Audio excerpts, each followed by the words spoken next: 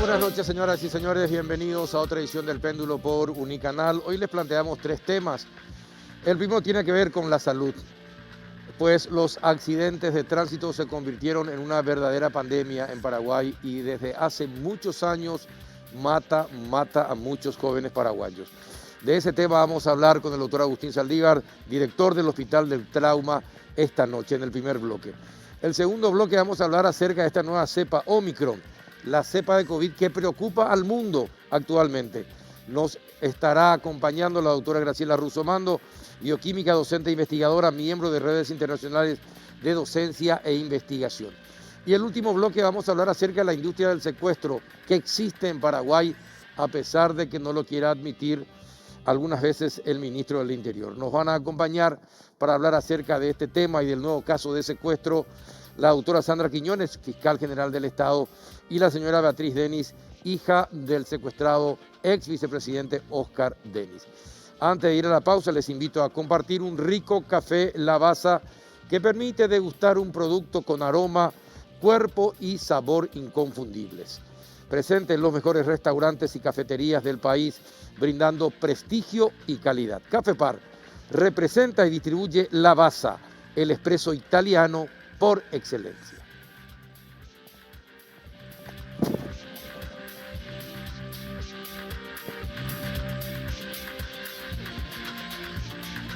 ¡Qué locura! Llegó la promo más grande del país. Bristol regala 1.000 millones en premios. Esta es la única promo en la que todos ganan.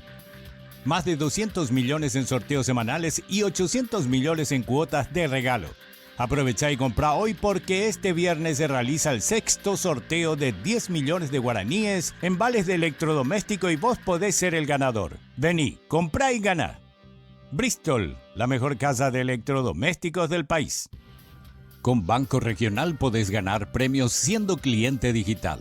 Realiza tus operaciones bancarias como consultas de cuentas, pagos de servicios, transferencias desde la web o la app y ya estás participando del sorteo. Consulta las bases y condiciones en www.regional.com.py o escribinos al WhatsApp 071-219-0900. Regional. Creemos en vos.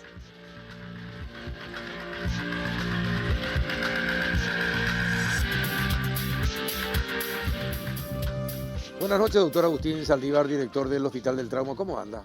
Muy buenas noches para vos, Carlos, y realmente bien. Un gusto compartir contigo en el programa El Péndulo, que ya nos permite a nosotros seguro nuestra discusión y nuestra estadística producir por lo menos algún cambio que esperamos. Ojalá. Porque realmente esta epidemia es terrible, está sesgando vidas, dejando mutilados y sobre todo lo que más a mí me duele y a la gente realmente son los menores transportados en motocicletas, que bastante número tenemos este año sin todavía meter el mes de diciembre. Ya tenemos 1.235 niños lesionados en total asistidos en el Hospital de Trauma, con 9 fallecidos.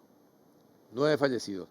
Pero ¿y cuántos atendidos en otros lugares? ¿Ustedes no tienen una estadística del total de accidentados? Digamos, el Ministerio de Salud Pública tiene un departamento donde se registran todas las, digamos, las patologías que devienen de lesiones externas. Y ahí entra todo.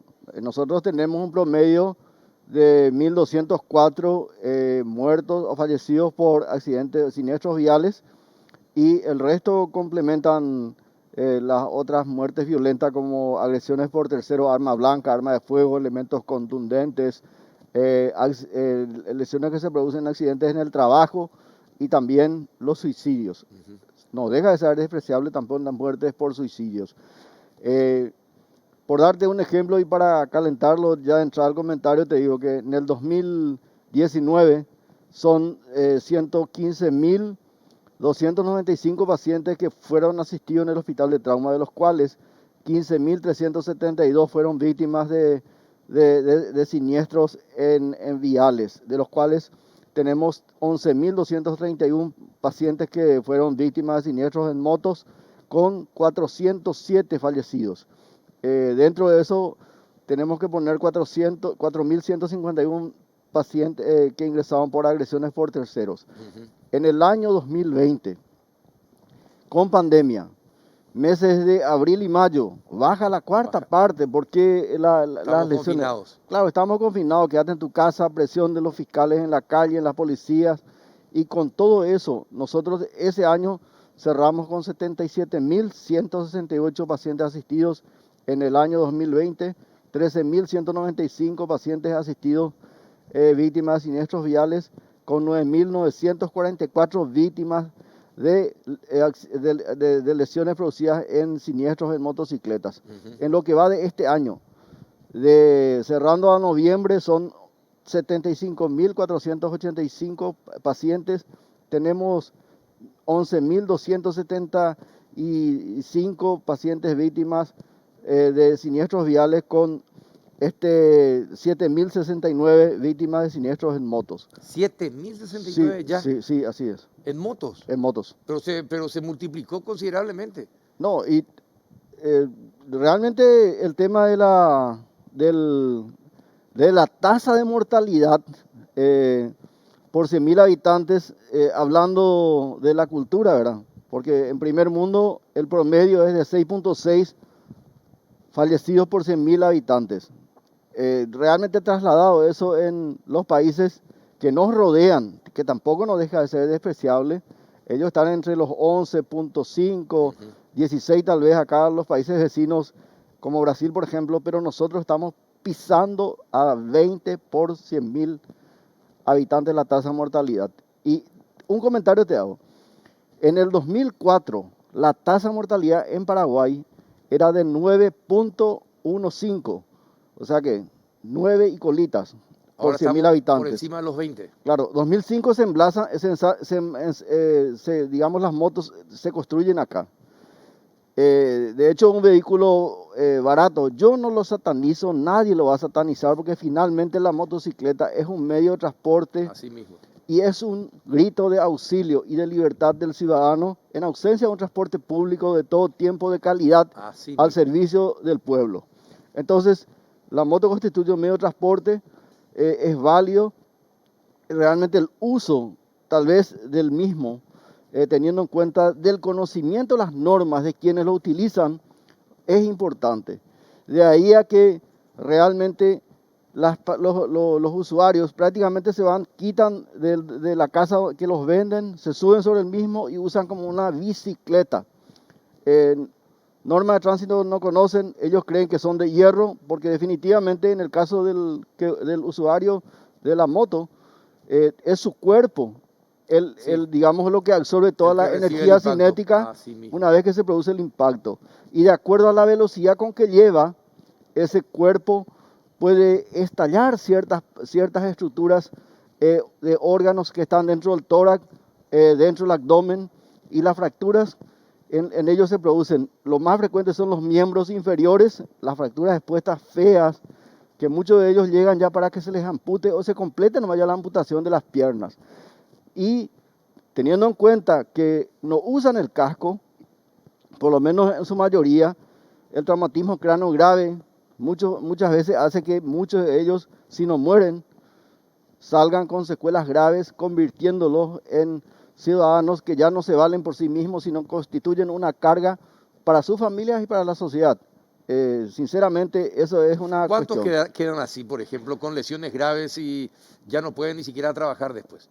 En el porcentaje del 2019, 407 fallecidos. Vos ponerle que más o menos la mitad de eso, 200, probablemente se queden secuelares por traumatismos craneales graves. Y 40 de esa cifra perdieron o la pierna o el brazo en ese año.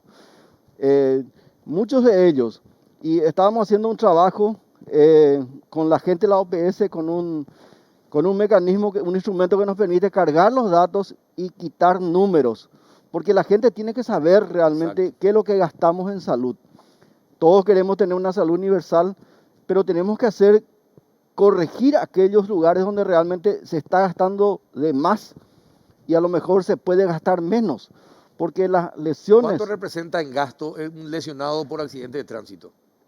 Un lesionado tipo vehículo automotor que vuelca con pasajeros, que tienen cinturones de seguridad, la velocidad no fue realmente exagerada, muy alta, sí. Porque ¿qué va a hacer? Si es que tuvo un vuelco en tipo deportivo y el vehículo no es deportivo, de hecho muchos de ellos se desnucan, o tal vez si hayan criaturas en el asiento de atrás, no tienen colocado cinturón de seguridad y de acuerdo a los menos 10 años que tienen que tener sujetadores especiales y los de menos 5 años tienen que tener los sillones adecuados para que ellos tengan realmente una protección de la nuca, porque el mecanismo del látigo muchas veces hace que tengamos lesiones medulares irreversibles. Si uno tiene un paciente que entra, pero efectivamente tuvo todas las protecciones, motociclista con casco, con ropa manga larga, guantes, una botita de protección del tobillo, no zapatilla, ¿verdad?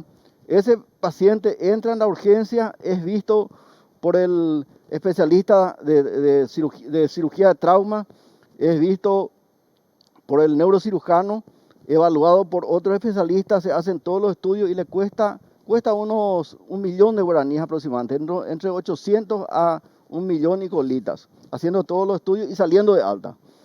Pero el que llega en la urgencia, llega destrozado, casi en paro, sí. Tal vez tenga ya pérdida de masa encefálica, tiene lesiones del macizo facial, tiene traumatismo de tórax cerrado con costillas rotas, hemoneumotórax, es decir, sangre y aire fuera de los pulmones. Sí. Tiene una lesión interna de órganos, de hígado, vaso, riñones, tal vez un desgarro del mesenterio del intestino, tiene fractura pélvica, que es frecuente en ellos, fractura de miembros inferiores y de miembros superiores. Ese paciente entra, se le reanima, si pasa los 10 primeros minutos y realmente con los múltiples colegas que están examinándole, asistiéndole, no recupera la presión, ese paciente va a quirófano. Y bueno, muchas veces terminamos con ese paciente haciéndole una craneectomía, luego de constatar en la tomografía que tiene una hemorragia cerebral, y se va a la terapia.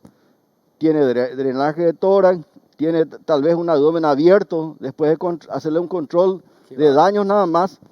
Ese paciente va a estar con nosotros. Si sobrepasa los 72 horas y va operándose varias veces, probablemente ese paciente sale alta a los 2 meses y consumió aproximadamente una parte importante de lo que es el presupuesto del hospital de trauma, que no es mucho, son 159 mil millones de guaraníes ya para cubrir todo. Pero esa es la realidad. ¿Cuánto sería? 300 millones más o menos 300 ese paciente. millones Ese paciente cuesta. Solamente un paciente. Un paciente, así es. Y teniendo en cuenta que también hay que ser honesto en esta cuestión, el gasto en bolsillo sigue siendo alto en Paraguay. Los familiares se endeudan, Claro. Muchos vienen a quedarse en el patio, duermen en el piso, no siempre tenemos cama en el albergue y tienen que comer. Yo creo que definitivamente un acompañante está gastando por algunas cosas que nosotros no tenemos y le damos la receta, está gastando entre 300, 1000 guaraníes por día. Ese es el promedio. Y no hay bolsillo que aguante. No hay bolsillo que aguante y no hay presupuesto que alcance. Así mismo es. Para atender todo esto. ¿Cuáles son las zonas rojas para los motociclistas? Obviamente Asunción y Central. Nosotros vemos una estadística de los que se comportan bien. Quiero hablar bien también de ellos. Bueno. Mejoró el índice de uso de casco en Asunción y los distritos del departamento central. El área metropolitana. Encarnación, Villa Rica y la zona de Caazapá, prácticamente algo más aumentó, sobre todo en la población que tiene entre 18 y 35 años. Los que tienen más de 36 años se comportan mal, no usan el casco, les molesta. Hay una estadística que se ha hecho por otra institución, el casco le molesta, que le calienta y cosas así. Entonces, nosotros a esas personas decimos que se comportan bien. Ahora, con respecto al porcentaje de uso de casco, está en promedio de los 42% de los que nosotros asistimos. Los que no usan casco, el resto. Por otro lado, También decir que donde mayor cantidad de siniestros viales se producen, de todo tipo, es Capiatá, San Lorenzo, la zona de Luque, ¿verdad? Y todas las ciudades que forman parte del acceso sur. Prácticamente es una zona actualmente de mucho uso. De hecho, sabemos bien que cuanto más rutas asfaltadas construís, más velocidad van a tener la gente. Sí, las señalizaciones hay que ver. Por eso el mensaje que la vez pasada, hablando contigo en otro medio, te había dicho que los 261 intendentes recientemente asumidos se deben poner las pilas. Nosotros les invitamos. Nosotros queremos colaborar, queremos que ellos colaboren con nosotros y que le protejan a sus ciudadanos. Vamos a disminuir esta epidemia. La única forma que vamos a disminuir es haciendo que ellos controlen en las calles vecinales el uso o no uso de elementos adecuados para conducir, los chalecos reflexivos, sumados a lo que estábamos diciendo, y el que conduce mal debe ser penado con todo. Cero tranzas es lo que nosotros les pedimos a ellos. Y sobre todo, estamos con el MITIC, nosotros elaboramos esta vez un lema que mañana vamos a ya tener en nuestra página, y realmente nosotros le decimos a la gente, ¿verdad? Numeral, no manejes caure. Ese va a ser el lema. Así no es. manejes caure. A partir de mañana. A partir de mañana. En la página del Hospital del Trauma. Del Hospital de Trauma, así es. Qué bueno. ¿Y usted tuvo la oportunidad de hablar con los intendentes? Nosotros tenemos buena comunicación. Yo soy de Capiatá, el intendente Luis Fernando, siempre solemos intercambiar. De hecho, el Hospital de Trauma te permite que te llame desde el presidente de la República hasta el último intendente, porque de hecho el seguimiento de los ciudadanos de sus distritos hace que realmente se interesen también en el acompañamiento. Debo reconocer yo eso. Realmente San Lorenzo, lo conozco bien al intendente, algunos le conozco dentro del departamento central y a otros no, pero definitivamente me gustaría a mí hacer un itinerario de recorrida y realmente, o viceversa, que cuando ellos tengan sus siniestrados, vengan y se interesen. Yo creo y definitivamente que el paraguayo o el Paraguay necesita un sistema único de salud que nos permita tener la previsibilidad de la cobertura económica. No tenemos que esperar que se produzca la tormenta para después rebuscarnos en asado a la estaca, pollada, tallarinada, pancheada, para cubrir los déficits económicos que tenemos para curarle o por lo menos para mitigar el dolor de un paciente. Doctor, ¿cuántos hospitales de traumas más necesita el país para atender mejor a todas las personas que acuden a un hospital del trauma? ¿Cuántos más se necesita? Nosotros tenemos un plan elaborado y que hemos trabajado en el Parlamento. No le dimos número, vino la pandemia y nos borró la idea. Nosotros tenemos que hacer un sistema de trauma, donde el cual los hospitales regionales, cada hospital regional tiene que tener un número de camas destinado a la asistencia de esta epidemia que está presente. Nosotros producimos nos formamos 20 médicos en trauma por año. Hace 10 años. Ellos se van y nosotros queremos que ellos tengan el acompañamiento desde del observatorio del hospital de trauma. Queremos nosotros duplicar nuestro presupuesto y sumar a los presupuestos locales que ellos tienen. De manera que nosotros hagamos un itinerario de fortalecimiento. El jefe de traumatología, el doctor Víctor Rienzi, 72% de las camas son de traumatología, así como también las cirugías. El neurocirujano, el cirujano vascular, el cirujano pediátrico de trauma, el cirujano plástico, hacer un itinerario y sentarnos, comenzar con por lo menos la descentralización en 2 distritos primero. 2 distritos que son autosuficientes, Alto Paraná y Encarnación. Y 2 distritos que menos pueden. Yo por lo menos le bajé en la línea la zona de San Pedro y Caazapá. Esos 4. Pero hacer un plan de que en 5 años vamos a fortalecer todo el sistema. Nosotros necesitamos que cada hospital regional tenga una comunicación con el sistema de remisión aérea en los casos de lejanía y remisión por ambulancia en los otros casos. Me gustaría a mí aprovechar el sustrato de la voluntariedad. Los bomberos voluntarios no tienen que pedir limosna en la esquina para sustentar sus gastos. Ellos tienen que ser financiados por el presupuesto de las gobernaciones y los municipios. Así mismo. De manera que ellos, formados, muchos de ellos son buenos profesionales, pero se fortalezcan aún más en los socorros que ellos hacen. Claro, en los primeros auxilios rápidos. Claro, tienen que tener comunicación con nosotros. La policía normalmente es uno de los elementos que llega primero a veces en el siniestro. Así mismo. Y tienen que tener la posibilidad de un solo código, como de hecho lo tenemos a través del 141, pero queremos mejorar eso. Queremos mejorar de manera que el que se lesiona y se accidenta en el Chaco paraguayo tenga la misma prontitud de socorro que el que se siniestra acá en la zona del departamento central. Porque hemos tenido, y la gente que me escucha, colegas, saben que hubo colegas que tuvieron un siniestro en la zona de la ruta de Oviedo a Villarrica y falleció. Sí. Por falta de una intubación adecuada. Una rápida atención, sí. Es así. Me acuerdo del doctor que venía camino a Asunción. Así es. El caso. Y puede ser cualquier otro ciudadano. Puede ser cualquier otro ciudadano. Sí, tiene razón. A ver, este año entonces, hasta el momento, hasta ahora, 1.204 fallecidos en accidentes de tránsito. No, este año, en lo que va del año, nosotros tenemos fallecidos 384 personas. Sobre 75.485 pacientes atendidos. 485 pacientes atendidos. Sí. 384, un promedio de casi más de uno por día. Así es, en el hospital de trauma, porque hay que tener en cuenta que la gente, hoy nosotros tenemos 28 camas de terapia intensiva ocupadas al 100% de adultos. Tenemos 8 camas de pacientes pediátricos traumatizados ocupados al 100%. Tenemos 4 de reanimación, que son sistemas de asistencia crítica en la urgencia, y hoy amaneció un paciente después de mucho tiempo en quirófano a modo de terapia. Hemos podido colocar en otro centro, pero después vienen 3 llamadas más esta mañana de traumatismo de cráneo: Villarrica, Caguazú y la zona del norte. Y tenemos que recibirlo, porque si no, no va a tener especialista que le abra el cráneo, claro, para descomprimir ese hematoma o esa contusión.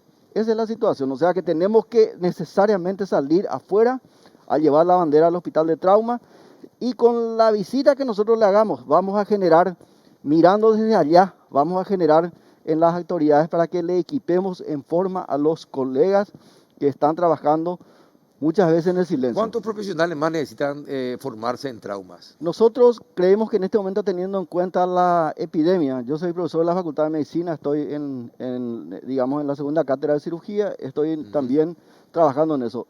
La visión de la formación de la medicina ya en pregrado y posgrado es que todos los que practiquen cirugía general, todos los que practiquen terapia intensiva, los que hagan anestesia, las especialidades pediátricas, tienen que tener un conocimiento para socorrer a un trauma de entrada. O si no, el paciente de trauma, tenés 10 minutos para salvarle a los graves.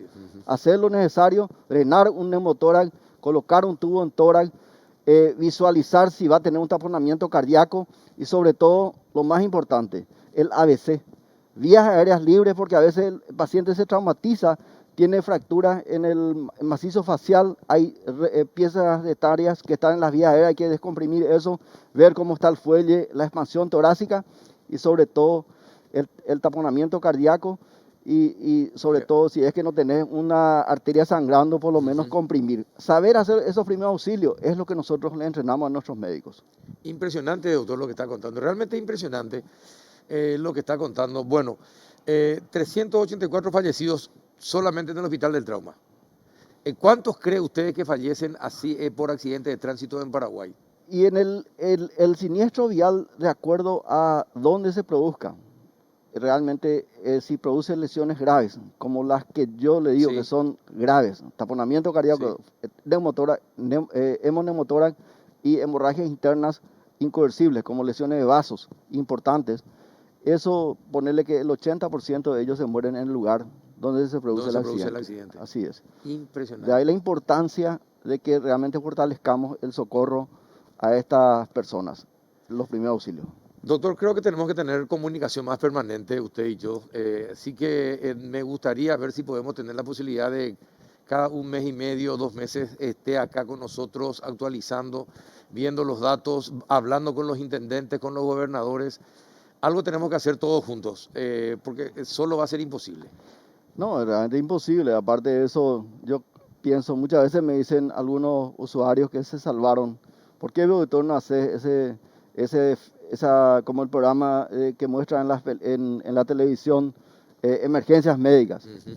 Y que realmente algunos casos De la que vida se real puedan mostrar paraguaya. de la vida real Exacto. paraguaya podamos visualizar. Y yo le digo, y bueno, tenemos que ver con nuestras autoridades, hay que ver lo que se puede con la justicia, pues hay imágenes que no se pueden Que no se mostrar, puede mostrar, sí. pero definitivamente, o con actores, pero definitivamente nosotros tenemos que ponerle sobre el tapete a la gente de que esta es una epidemia del trauma y que realmente en cualquier momento cualquiera de nosotros podemos estar Es involucrados. susceptible de que padezca. Así es. Tiene toda la razón del mundo, doctor. Muchísimas gracias por venir a instruirnos esta noche. Te agradezco de corazón y te invito y casi te voy a obligar a que estés más tiempo con nosotros. Con todo gusto. Gracias, doctor Agustín Saldívar. A la vuelta de la pausa vamos a hablar acerca del Omicron, la cepa del COVID que preocupa al mundo. Ya volvemos. Farmacia Vicente Escabone, más cerca tuyo. Con un importante desarrollo en el último año, contamos con sucursales en Hernandarias, Presidente Franco, Caguazú, Concepción, Pedro Juan Caballero, entre otras localidades del interior, ofreciendo la atención personalizada y el asesoramiento profesional que nos caracteriza. Llámanos al 021-418-5000 o por WhatsApp al 097-418-5000. Rentabilidad anual hasta 16%. Zeta Village, el primer edificio de Paraguay diseñado para Airbnb, que contará con todos los amenities de un hotel 5 estrellas. Alquila tu propiedad por noche y duplica tu rentabilidad. Invertí en Zeta Village y ofrece tu propiedad a 1 millón de viajeros que llegan cada año a Paraguay para hacer negocios, estudiar o vacacionar. Además, cuenta con servicio de administración y gestión de huéspedes para que no tengas que ocuparte de nada. Departamentos monoambientes y de una habitación en Mariano Roque Alonso frente al aeropuerto desde $25,999. Zeta Village, tu mejor manera de invertir. Encontralo en Infocasas.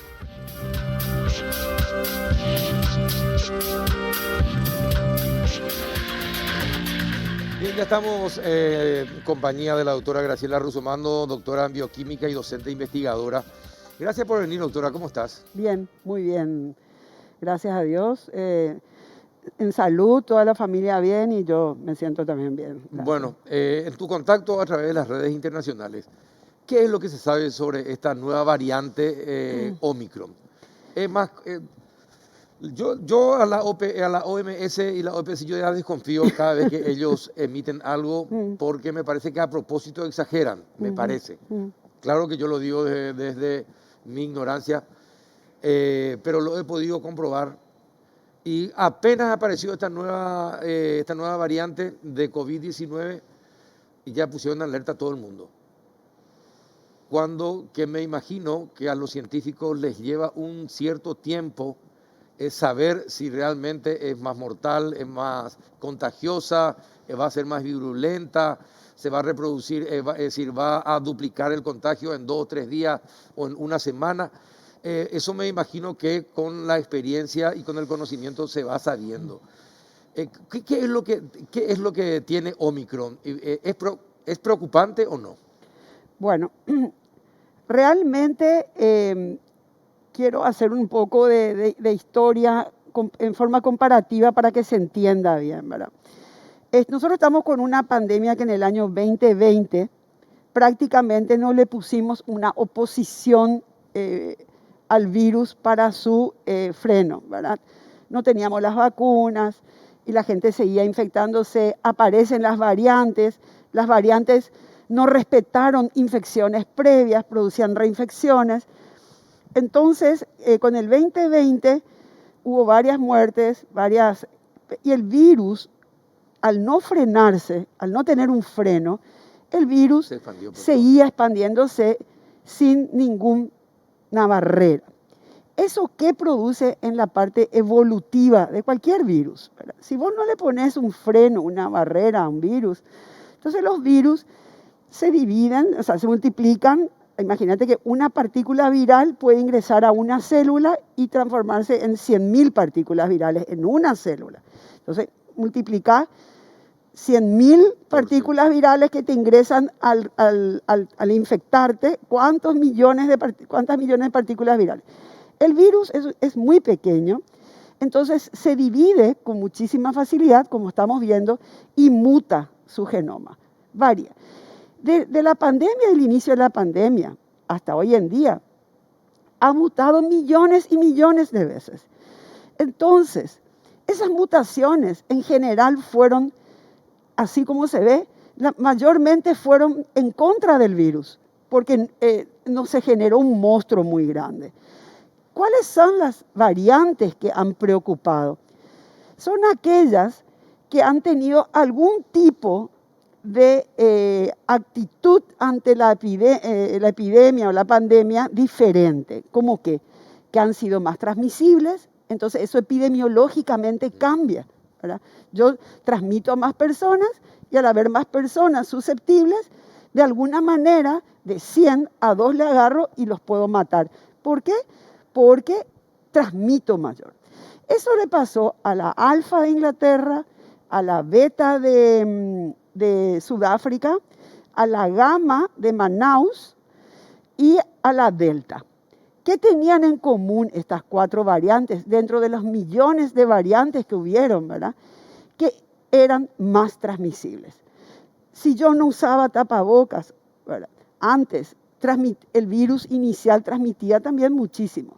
Pero en el momento que nosotros empezamos a hacer un poquitito de distanciamiento y un poco de tapabocas, eso hizo que el virus no se propague fácilmente. Pero estas 4 variantes, no voy a hablar de Omicron todavía, tenían esas características. Otra característica tuvieron, eran más, producían una manifestación clínica diferente, no. ¿Era la misma gripe? ¿Mataban Sí. más? No. ¿Verdad? ¿El tratamiento era efectivo o no era efectivo? El tratamiento siguió siendo el mismo. Las medidas de salud pública siguieron siendo las mismas. Lo que tuvieron estas 4 que cité fueron mayor transmisibilidad. Entonces, si nos recordamos de Delta, que fue hace poco, ¿qué pasó con Delta? Todo el mundo dijo, ¿cuál es esta variante, ¿verdad?, del SARS-CoV-2 que está transmitiendo en forma masiva?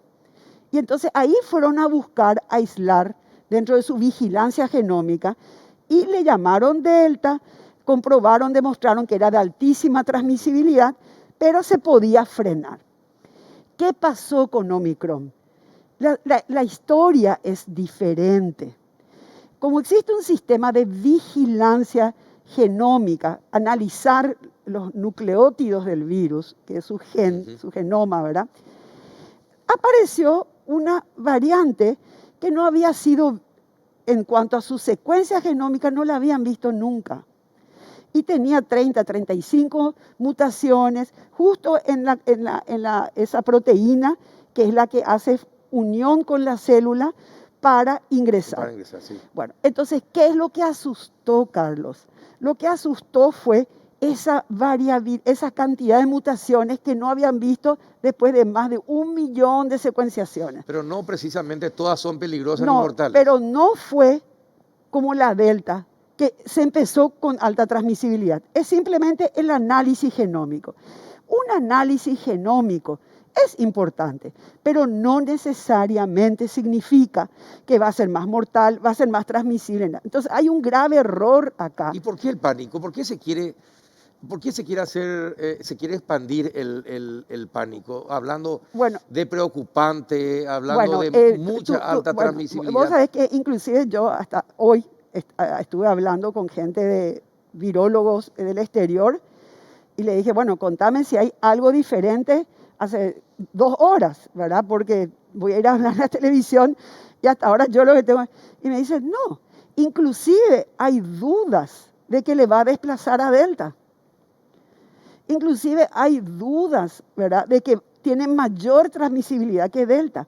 O sea, el pánico vino por la alta mutación que tenía. Entonces se generó un miedo antes de que ocurra más evidencia. Es increíble, pero eso ha ocurrido. Y a mí me llamó la atención, ¿verdad? Me llama la atención que yo creo que porque es todo nuevo, entonces los gobiernos, en cierto modo, también tienen miedo, vamos a decir, a que por no haber hecho algo, ¿me entendés? Sí. Se produzca la Y, catástrofe. sí, y no solamente eso, lo malo es que se comenzó con un proceso de discriminación muy rápidamente en contra Sudáfrica. de países africanos, no solamente Sudáfrica, Ajá. de otros también. Le cerraron las puertas cuando que usted mismo nos había contado que en Holanda, antes que en Sudáfrica, ya estaba la Omicron. O sea, se Y analizaron también en muestras. otros países Claro, europeos. se analizaron, resulta ser que vigilancia quiere decir estar observando un evento, ¿verdad? Hay una vigilancia que se llama genómica, que es analizar el virus en sus secuencias, ¿verdad? Y para hacer eso, los países tienen que congelar muestras de pacientes a menos 80 grados centígrados durante un periodo de tiempo. Entonces vos podés ir en forma retrospectiva a buscar muestras que tenés en el congelador y que no las analizaste en ese periodo de tiempo y ver si encontrás la Omicron. Y eso fue lo que ocurrió. Entonces, otra característica que quiero que vos y tu público tengan en cuenta, ¿verdad?, es la siguiente. Sudáfrica o países del África están recibiendo turistas, ¿verdad? Y estos turistas son los que están llevando el Omicron a otras partes. Si ese evento ocurre, Carlos, quiere decir que la Omicron ya es de transmisión comunitaria hace un buen tiempo en Sudáfrica, ¿verdad? Porque no te vas a ir justo a pegarte algo que ya no es una transmisión comunitaria.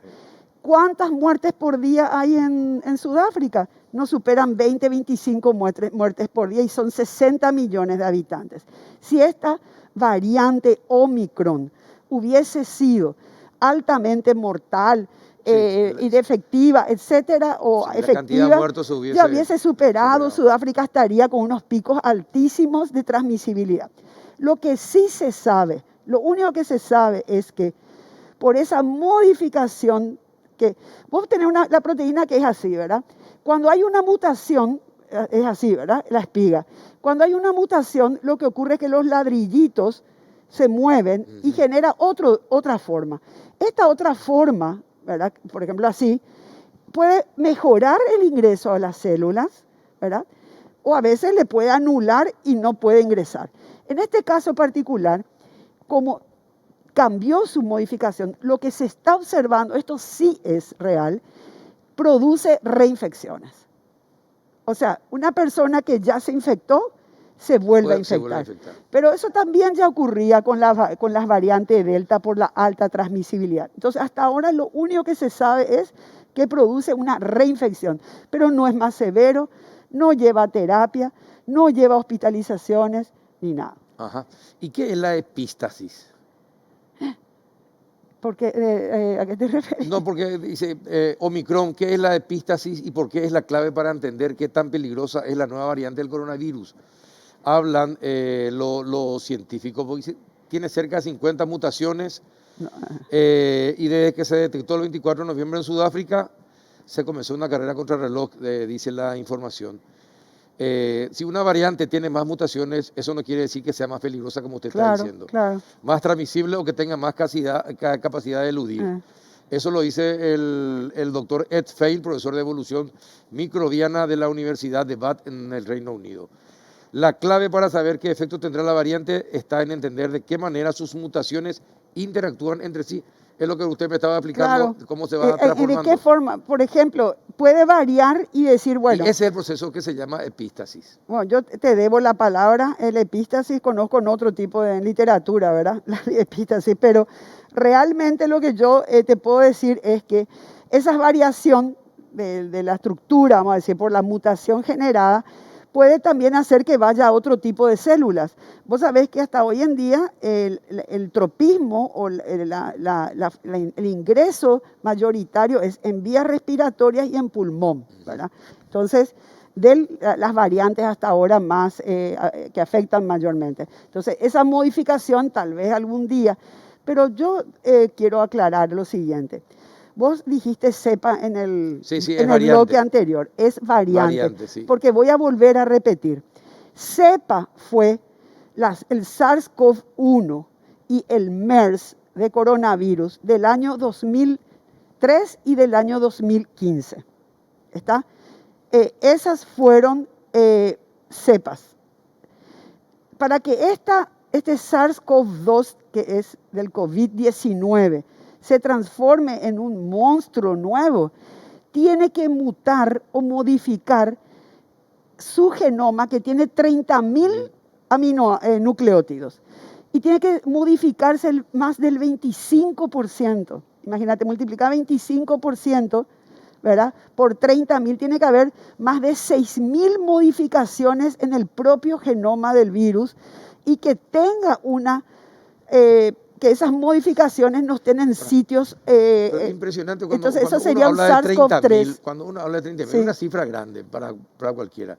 Pero cuando se refiere a biología, es impresionante, chiquitito pero dividido en 30, teniendo 30.000 nucleótidos, Tiene como dice. su genoma, que es lo que hace que tenga la proteína espiga, Sí, que haga sí. la proteína nuclear, que la proteína de membrana, la proteína de envoltura. Su genoma, que sería tu ADN en tu cromosoma, su genoma es un RNA, tiene 30.000 ladrillitos, 30.000 nucleótidos. Sí. Y esos 30, pero es grande, ¿eh? Porque el virus de la influenza tiene 10.000 nomás. O sea, la mayoría de los virus, ¿verdad?, respiratorios tienen 10.000 ladrillitos. Este tiene 30.000, gracias a Dios.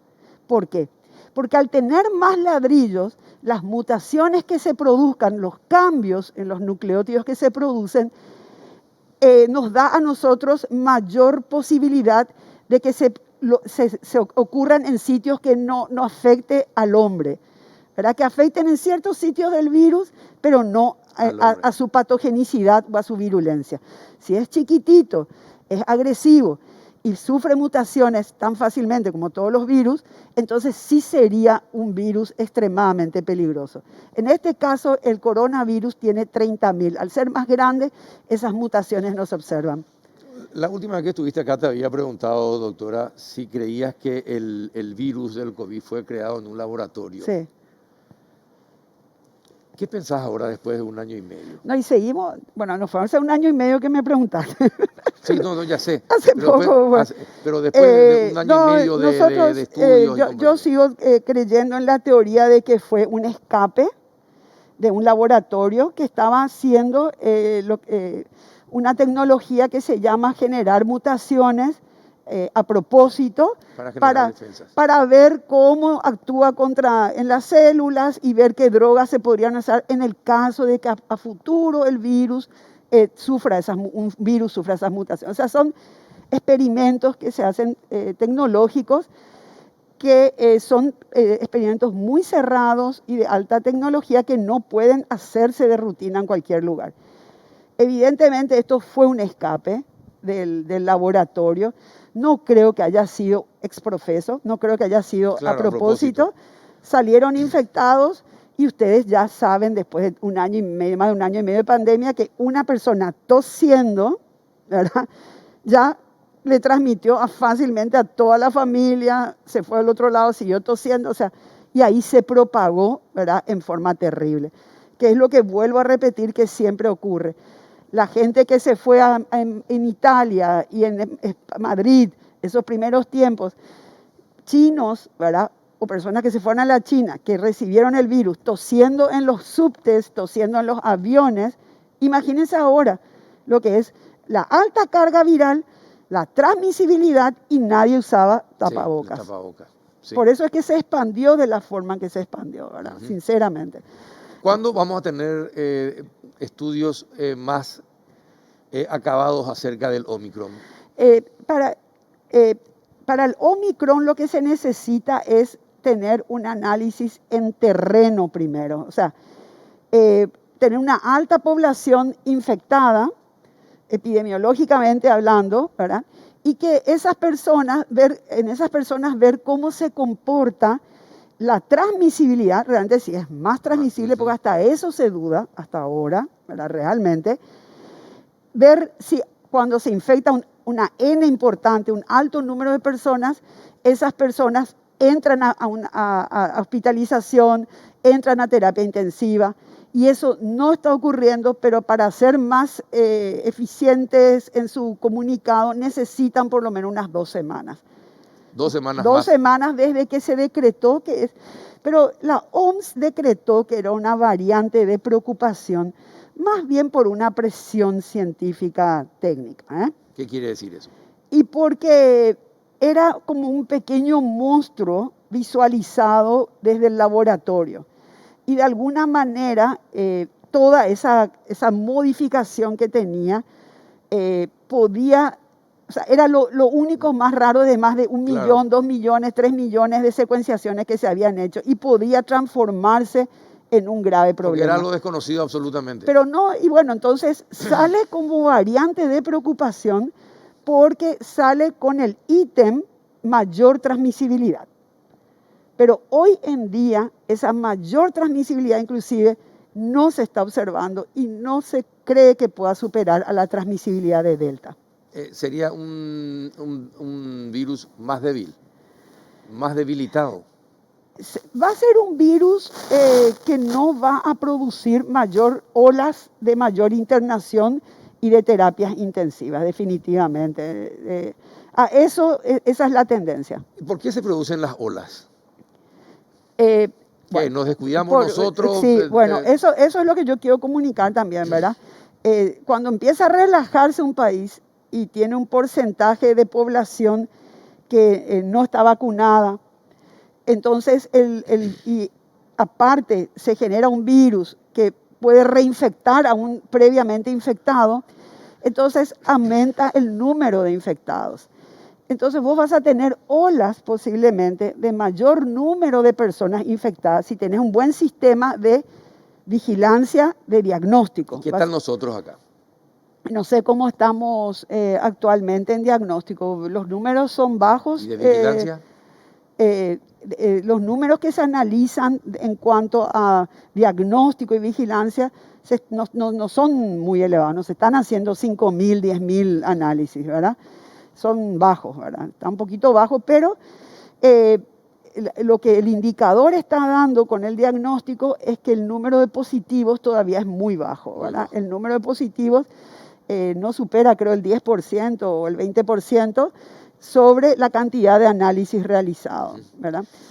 Doctora, ¿y qué tenemos que hacer nosotros para que nuestros científicos tengan la mejor infraestructura posible para las investigaciones o que puedan prepararse más y mejor para entender más y mejor este tipo de virus? ¿Qué nos falta? Bueno, antes que nada quiero recordarte a vos y a la audiencia, ¿verdad?, que la ciencia y el conocimiento científico fue lo que ayudó en esta pandemia terriblemente a controlarla.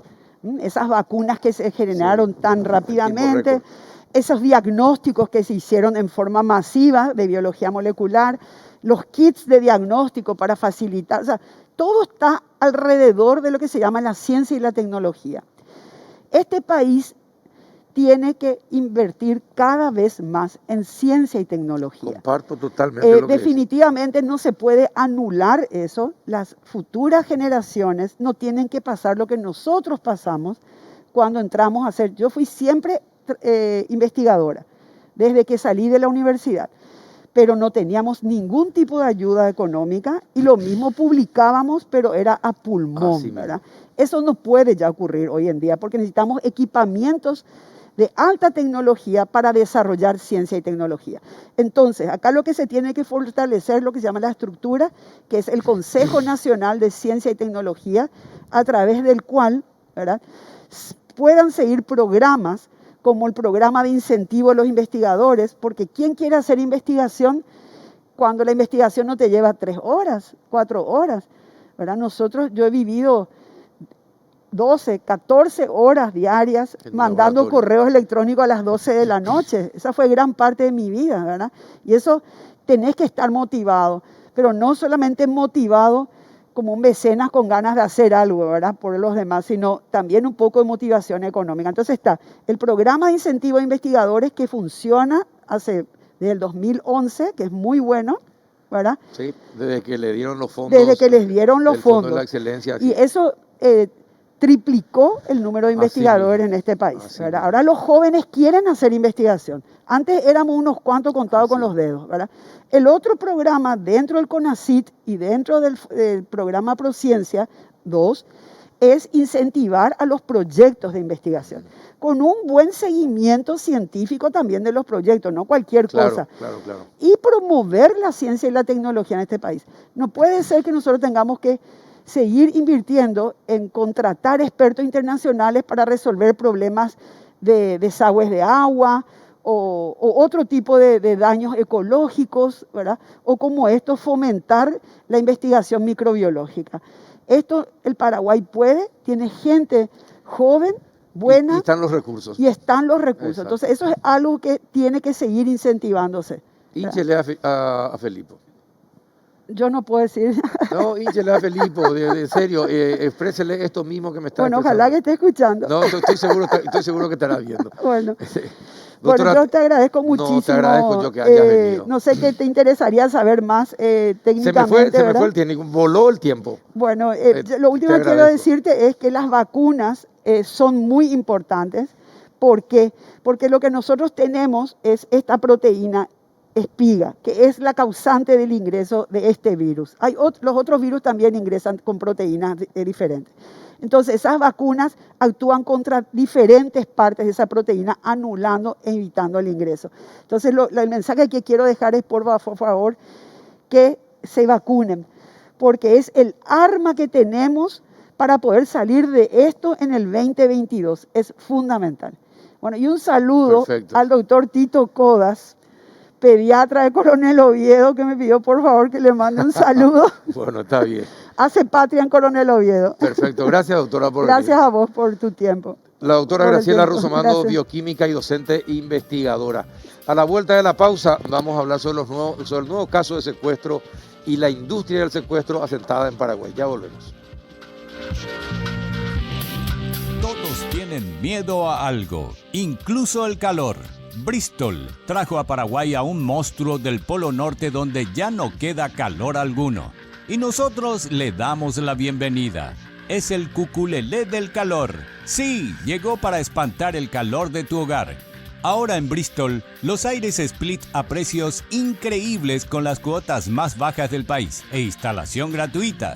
Contactanos ya, llámanos al 519-4000 o acércate a cualquiera de las sucursales de todo el país. Bristol, la mejor casa de electrodomésticos del país. Farmacia Vicente Scavone, más de 86 años de trayectoria a tu servicio. La más amplia línea de medicamentos, perfumería, cosmética, cuidado personal, juguetes y mucho más. La atención personalizada y el asesoramiento que buscas está en Farmacia Vicente Scavone, las 24 horas. Llámanos al 418-5000 o por WhatsApp 097-418-5000.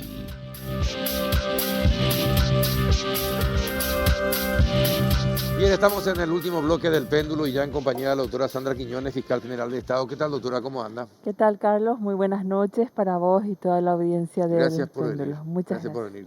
¿Qué tal, doña Beatriz Denis? ¿Cómo está? Buenas noches. Buenas noches, don Carlos, y buenas noches a la teleaudiencia. Bueno, también gracias por venir. Gracias. Hay un nuevo secuestro. No hace mucho tiempo, en un comunicado, las hermanas Denis justamente hablaban de esa situación de la industria del secuestro que el ministro del Interior no quiere aceptar. La doctora Sandra Quiñones ayer nomás, creo que en una conferencia o en un diálogo con la prensa, hablaba de que efectivamente existe esa industria del secuestro que se quiere negar. Cuando se habla de industria del secuestro, ¿y qué es lo que les viene en mente? ¿Por qué dicen hay una industria del secuestro? Bueno, en nuestro caso porque siempre se está pidiendo sumas importantes de dinero y si esto no para, continúa año tras año, ya hace 20 años, más de 20 años, quiere decir que es realmente rentable para ellos y no vemos una acción clara del gobierno a que esto termine, si bien no sé ni si parche siquiera ponen, pero esto continúa. Ahora estamos lastimosamente ante un nuevo secuestro Ya no podemos decir ni mantener el eslogan de que vuelvan los 3, sino que ya que vuelvan los 4.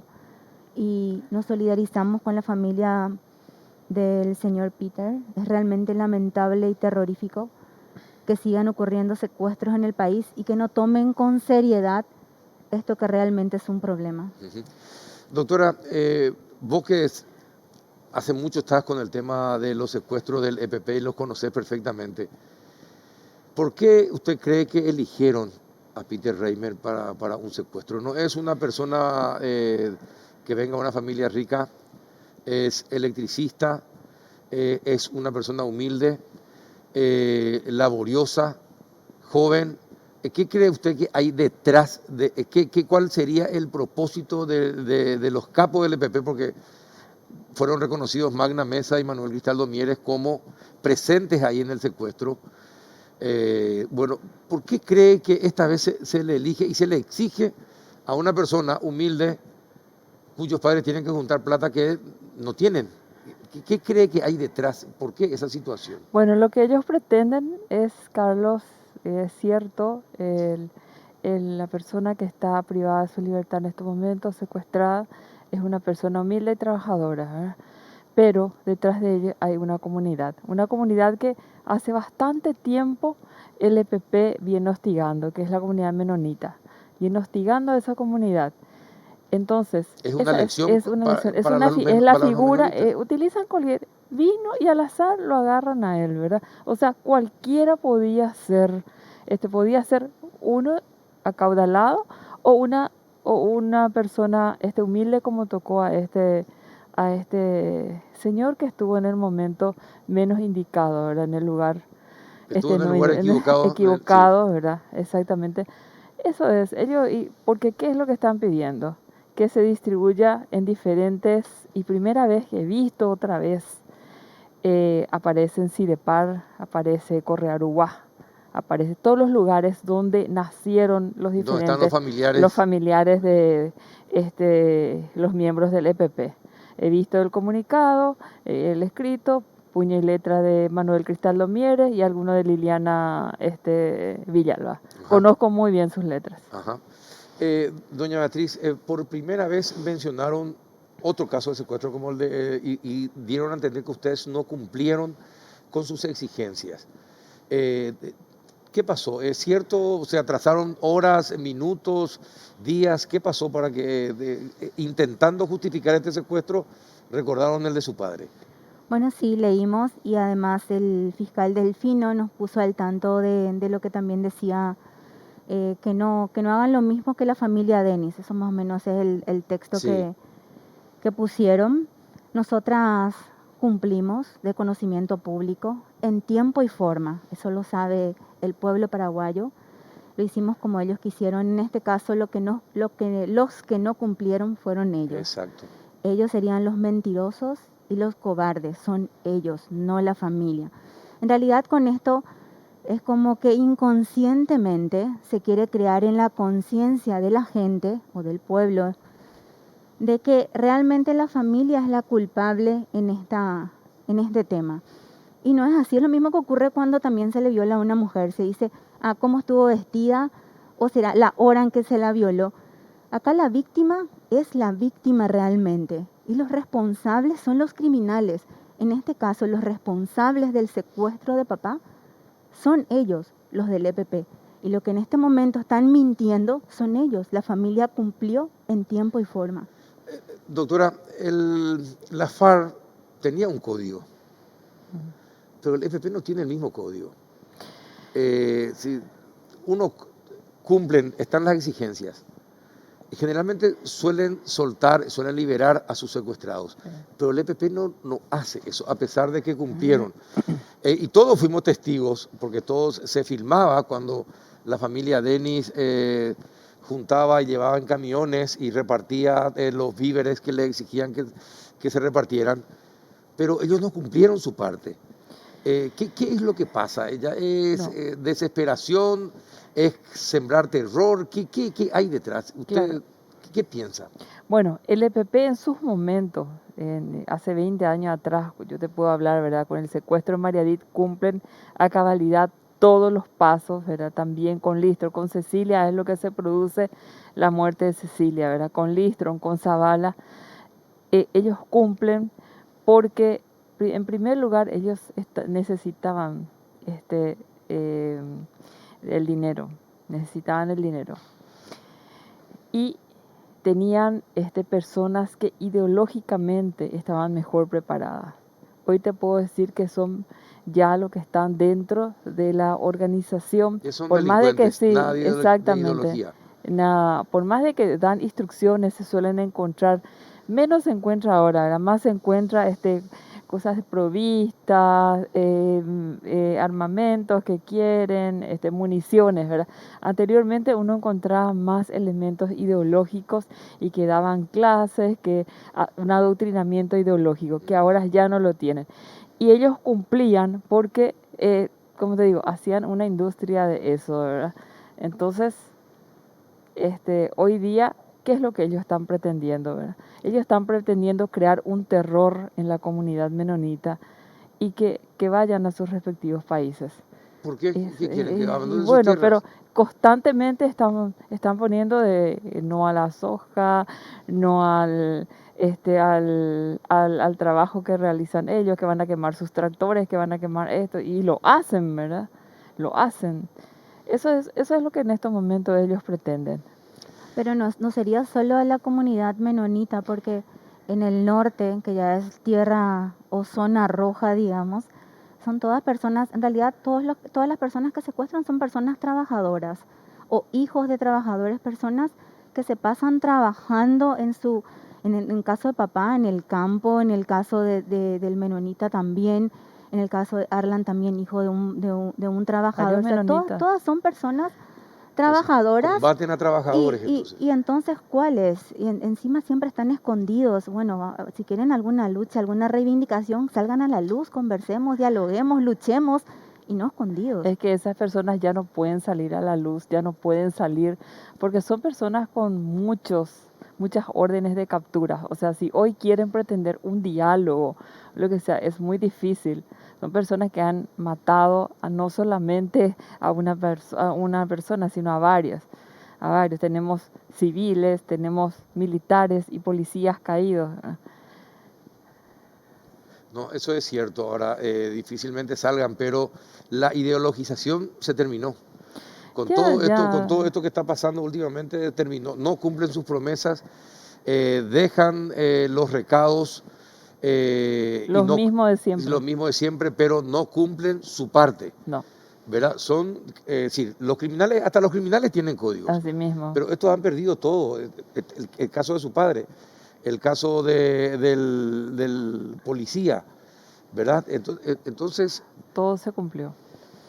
Además, ellos solicitan también las provistas, ¿verdad? Por un monto realmente difícil de cumplir, porque nosotros hicimos un esfuerzo sobrehumano y tenemos hasta ahora también compromisos que cumplir, ¿verdad? Porque nadie dispone de esa suma en el momento. Sí.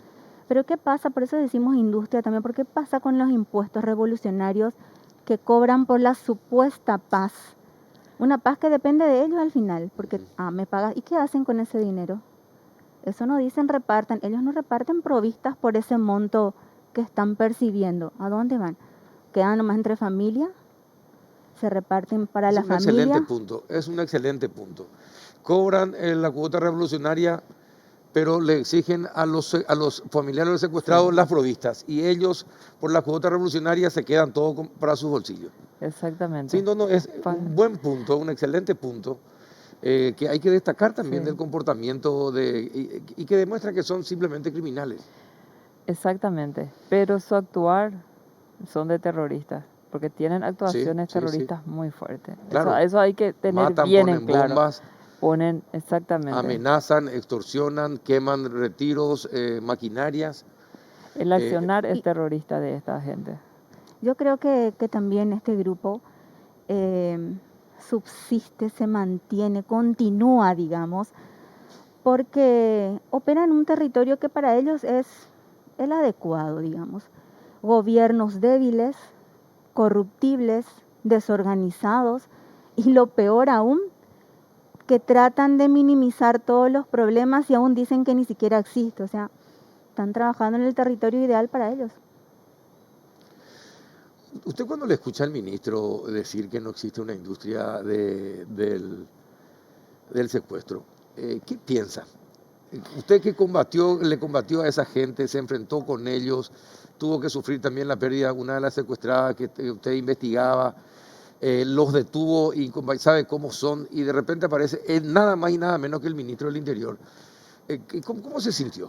¿Cómo se siente? Bueno, yo en su momento te dije, ¿verdad? Que con todo el respeto y hacia Arnaldo, él trabajó muy poco en temas de secuestro. Él conoce muy poco de esto. Trabajó casualmente en algunos y estuvo siendo coadyuvante en algunas causas, ¿verdad? Pero así, en lo que es realmente el secuestro, en lo que significa realmente todo lo que engloba el secuestro, él conoce, yo te diría que conoce muy poco. Doctora, vos hablaste de recursos, la Fiscalía no tiene recursos. Cuando hablas de recursos, ¿a qué te estás refiriendo? Para explicarle a la gente por qué ustedes necesitan más recursos. ¿Qué tipo de recursos, por ejemplo, necesitan para combatir al EPP?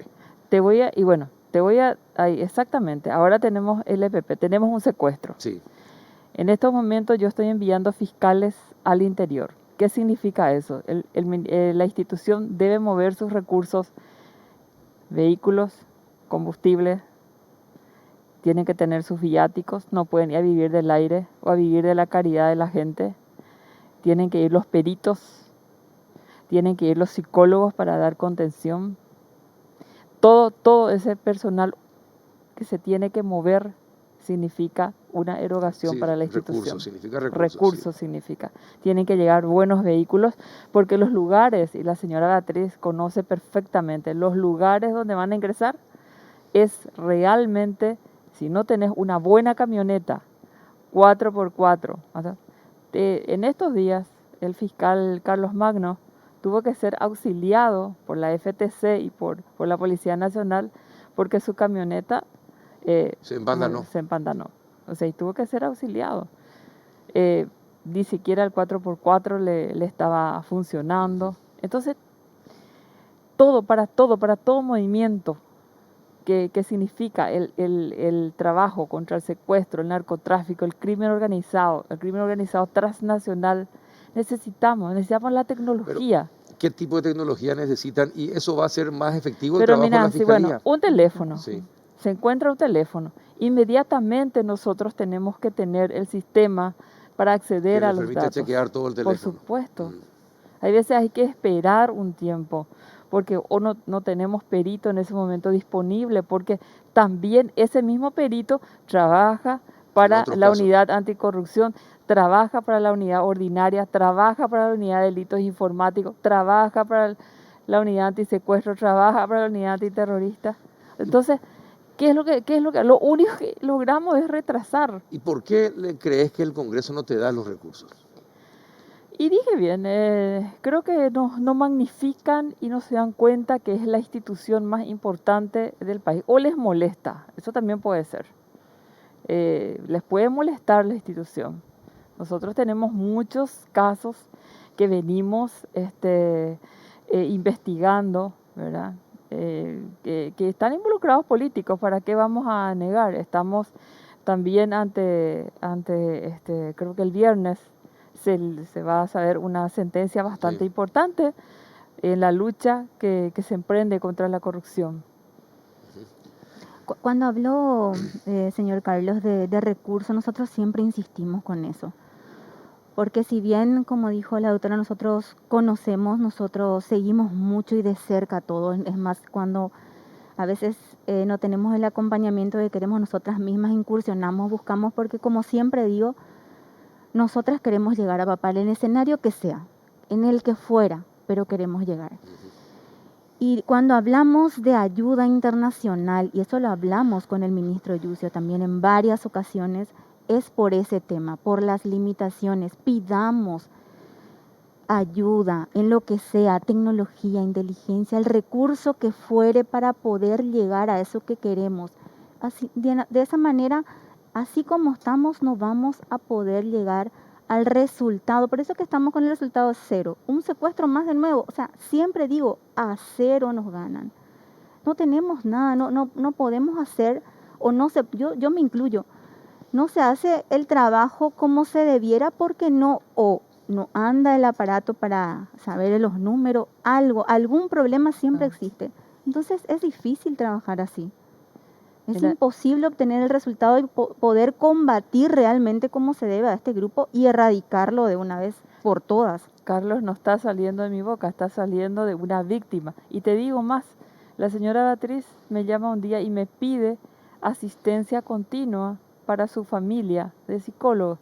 Nuestra psicóloga, cuando le llamo a la directora, me dice, no podemos, tenemos temas de abuso, tenemos temas de violencia contra la mujer, no tenemos un psicólogo que pueda ir a quedarse con la familia constantemente. Vamos haciendo asistencia cada vez que podemos, ¿verdad? Entonces, Carlos, por eso es lo que nosotros pedimos. Aparte, para la tecnología, hemos pedido más fiscales, hemos pedido más funcionarios, más peritos, más psicólogos, más médicos forenses. Por eso le pedimos a los políticos en su momento, a los que tienen el poder de decisión en el presupuesto general de la Nación, y no nos han escuchado. Cuando pasó Ministerio Público, pasaron, ni siquiera estudiaron, y podés mirar bien eso. Creo que uno de los legisladores preguntó, ¿cuánto hay que quitarle? Algo así dijo. Quitarle otra vez encima. Sí. Ahora, ustedes cuando hablan con las autoridades y les preguntan a las dos, me imagino que les reclaman eso. Es decir, hablaron con, ustedes pudieron hablar ya sea con algún senador sobre el presupuesto, sobre cómo mejorar a la FTC o al grupo antisecuestro de la policía. Y usted, doctora, pudo hablar, aunque sea con el presidente de la República, explicarle, o con el presidente del Congreso, explicarle sus necesidades. ¿Y qué respuesta recibieron? Bueno, nosotros hablamos con el ministro Yucio, justamente pidiéndole lo de que sigue insistiendo con la ayuda internacional, justamente por los recursos. Habló él de los recursos, de los drones, pero en fin, siempre quedó en la nada todo.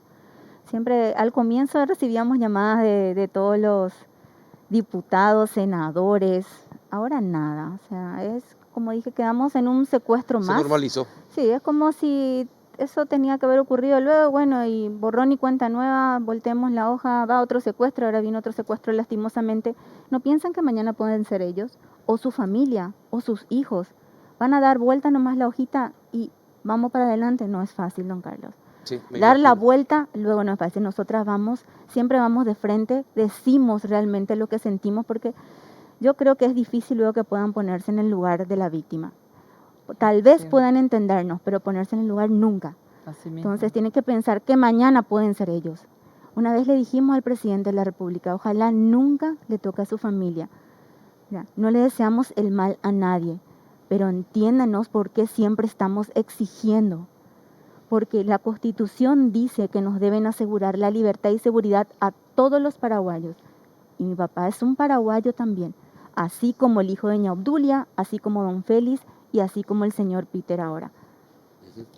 Doctora, ¿hablaste con el presidente de la República o con el presidente del Congreso?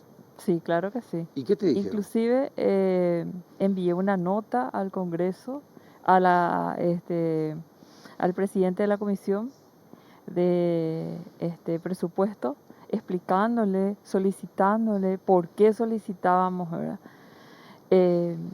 Y bueno, la respuesta está a la vista, Carlos. Sí. O sea que... Sí, no le dieron pelota. Que no nos dio, Sí. ya te digo, dijo Ministerio Público, pasó y solo uno preguntó, ¿cuánto se le quita? O sea, la respuesta es demasiado clara. Ya creo que... Pero hay una cosa que todavía me molesta y siempre me molestó. ¿Cómo es posible que dos o tres familias puedan tener en zozobra a Paraguay durante 20 años y no puedan ser encontrados, no puedan ser encarcelados, y hacen lo que quieren, matan cuando quieren, secuestran cuando quieren, entran, te extorsionan cuando quieren, queman tus retiros cuando quieren? ¿Por qué es así? Bueno, Carlos, en primer lugar hay momentos en que ellos tienen que hacerse sentir, ¿verdad? Eso es una exigencia que tiene la propia organización criminal, ¿verdad? tienen que hacerse sentir, de repente hacen que más de esto, hubo Claro, pero bajas. también las fuerzas de seguridad y Bueno, todo el Estado debe no hacerse funciona. sentir yo siempre te también. voy a No decir funciona. algo, Carlos, que pasa, porque yo conozco el trabajo de la FTC y también de la policía, ¿verdad? Me reúno, yo diría que en estos momentos casi a menudo me estoy reuniendo con ellos, ¿verdad? No completo con el equipo, al menos con las máximas autoridades. Y el mayor problema que tenemos es que este grupo, ya sea de 15, de 20 o 25, tiene un vasto conocimiento del territorio. Y parece así, Carlos, que es algo demasiado fácil ingresar a un montecito. Pero vos te das vuelta y ya te perdés. O sea, es como cuando nosotros nos vamos al Chaco en vehículo, ¿verdad? Parece que es fácil seguir recto. Y una cosa fuera de lugar y ya te perdiste dentro de la inmensidad que es el Chaco paraguayo. Ellos no se mueven de esa forma, pero se mueven en montes que ellos conocen muy bien. 20 años llevan. Y sí, pero en 20 años no tuvimos gente que pudiera entrar a los montes, conocer también perfectamente los montes, tener mapas, tener, no sé, Y bueno, Carlos, esa es una respuesta para los operativos. Nosotros como Ministerio Público tenemos nuestra línea de trabajo. Como siempre digo, el fiscal que tiene su orden de allanamiento en mano y siempre tiene que esperar en un lugar en donde no tenga que molestar a la fuerza operativa. Porque un civil, como es el fiscal, siempre va a molestar porque sí. Va a tener que cuidarle al fiscal. Entonces siempre nosotros ingresamos después. Don Sí. Carlos, yo creo que el por qué se continúa esto, yo creo que hasta ellos se dan cuenta.